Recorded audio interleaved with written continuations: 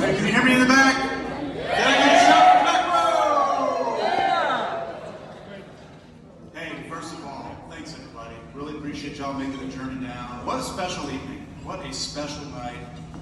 And, you know, when it comes to speeches, you spend a lot of time thinking about really saying something that has an impact, something that can last a lifetime, and really set two beautiful young people on their life journey.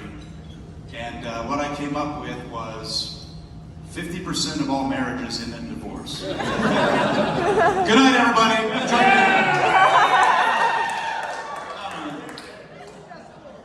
So, because of that, I'm the kind of guy, like, I do a lot of research, and it really kind of bugs me. It's like, nobody goes into a marriage thinking, I sure hope this falls apart down the road.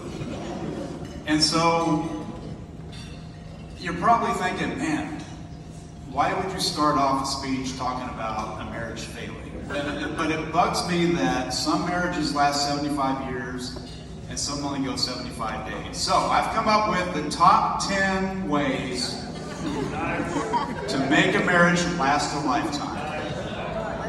Here we go. Number 10, hold hands. Hold hands. Yeah, it's that simple.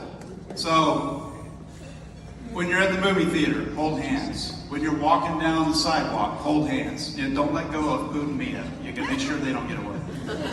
When you're sitting on the sofa at home, hold hands. It sounds really simple, but a relationship comes down to simple things. And it really pays off when you're hitting a rough patch in life and you're laying in bed at 3 in the morning and you're like worried about work or whatever the world is going on. To be able to reach over and hold the hand of the person you love. And just know that you have a life partner by your side. It means everything. So, hold hands. Woo! We got 9 more to go. Number 9 is listen. Listen. God, you've heard this saying before, God gave you 2 ears and 1 mouth for a reason, right? Is you want to be able to listen to your significant other and really pay attention to what's going on in their world on a day-to-day basis. And I can tell you, Kyndal, Braeden, there's going to be times when you come home and you've had your own hard day and your spouse comes in and they're like, oh my God, you know, Janice over in accounting, she called this meeting and now we got this project. And you're thinking to yourself, I don't care. I don't care about Janice. I don't know who Janice is. But the whole point is, just listen. Just be there. And the most important thing, and this is especially for you, Braeden, don't try to solve the problem. Just let her go on about Janice and go, how did that make you feel? Yeah, lots of open-ended questions, right? The whole point is, just be there. Be there and be supportive. Okay, so that's number 9. Number 8 is communicate. So listen, communicate, you know, pretty similar things. But the whole idea about communication is making sure that you're keeping all of the avenues open at all times. And I can tell you now, there's going to be times when you're hanging out on the sofa, Braeden, you're watching Manchester United, Harry Maguire scores an own goal, you know, these things happen. And then Kyndal's going to be in the kitchen, and you're going to hear cabinets slamming, silverware drawers like being shut. You screwed up, man. You did something wrong. And in that moment, you have no idea what you did wrong. So it's your job to like, hey, is everything okay? You pause the game. You can always start it up again. But the whole idea is find out what's going on and communicate, right?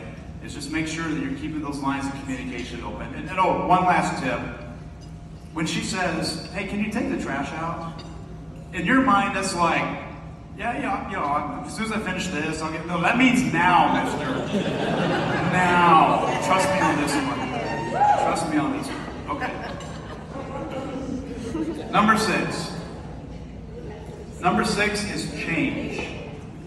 The person you are marrying today won't be the same person in 10 years, or 20 years, or 50 years. People change, and that's natural.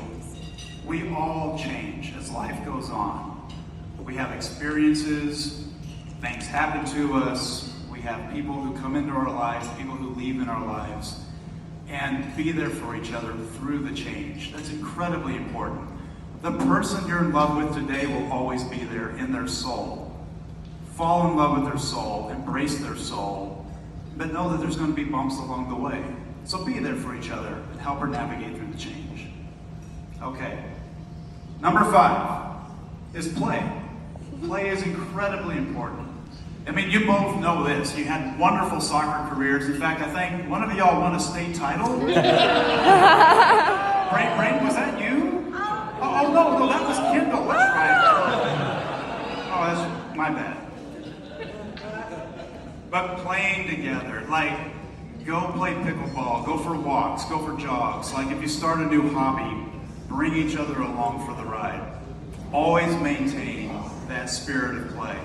And someday you're going to have kids, we hope. And if you're blessed with children, they're going to let them find their own way. Let them find their own path. Yes, we know you're both good at soccer, and maybe genetics kicks in. The Lord knows they're not going to be in the choir. At least from Kyndal's side of the family, there's no singing going on there. Okay. But yeah, let the kids find their way, and whatever they're doing, support them. Celebrate them and let them be themselves. Okay, so that's play. So, number 4, y'all keep eating, right? I know I'm standing here forever. So number 4 is, oh, thank you. Number 4 is your careers. Take it from an old guy that's been through corporate life. Don't let your career ruin your relationship. I've seen way too many relationships fall apart because people put a job title ahead of their family. Please don't let that happen to you. Okay?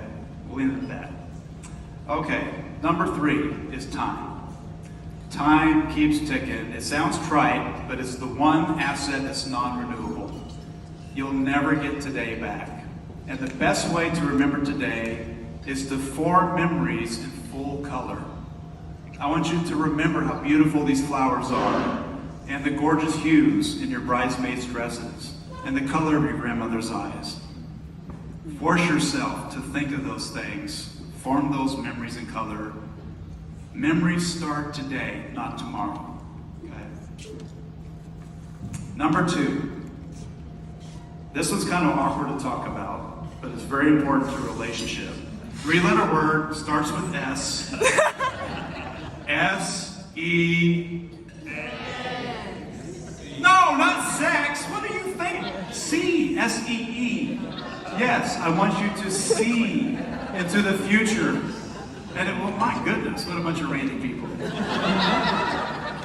So, no, seriously. So, see into the future. Envision what you want your lives to be from this day forward. And work toward that goal, as you already are, which is fantastic. Okay, last one. Number 1. Thank you. Number 1 is love. Number 1 is love.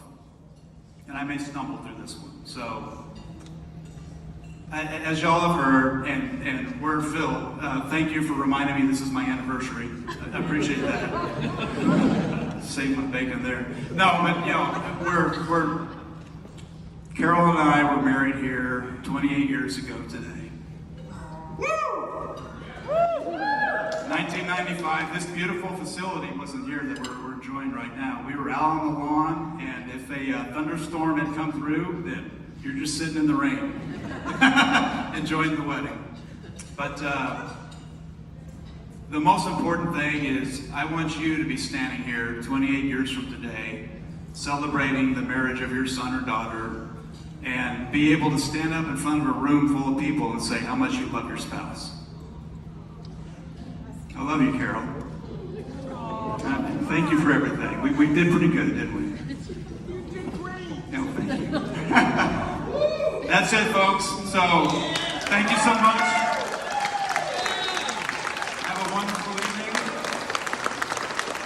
And I'd like to introduce my lovely daughter, Alexis Howard.